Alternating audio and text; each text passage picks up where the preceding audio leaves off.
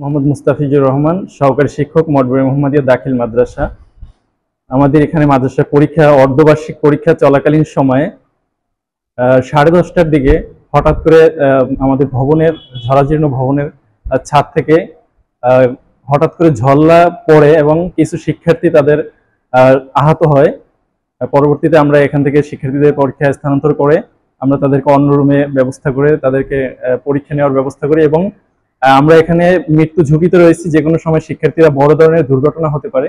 এই জন্য আমরা চাই যে যাতে দ্রুত সময়ে আমাদের এই জরাজীর্ণ ভবনটিকে, এটাকে ভেঙে নতুন একটি ভবন পুনরায় নির্মাণ করা হয়। এই জন্য আমরা সরকারের কাছে দাবি জানাচ্ছি। আমি মোহাম্মদ আব্দুল মান্নান, সুপার মঠবাড়ি মোহাম্মদিয়া দাখিল মাদ্রাসা। 1993-94 অর্থ বছরে এই ভবনটি নির্মাণ করা হয়। অদ্যাবধি এই ভবনটির কোনো মেরামত না হওয়ায় ভবনটি অত্যন্ত ঝুঁকিপূর্ণ অবস্থায় রয়েছে। বর্তমানে এই প্রতিষ্ঠানে 5 শতাধিক ছাত্রছাত্রী অধ্যয়ন করে।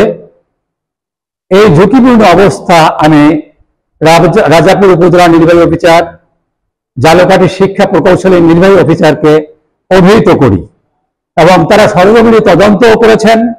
তদন্ত করে তারা এই ভবনটির মেরামতের জন্য একটা আবেদনও প্রধান প্রকৌশলী বরাবর পাঠিয়েছেন এবং নতুন ভবনের জন্য একটা আবেদন করা হয়েছে।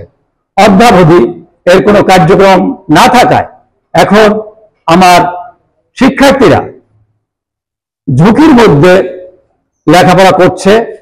এখন এই ভবনে আর থাকার কোনো অবস্থা নেই বললেই চলে।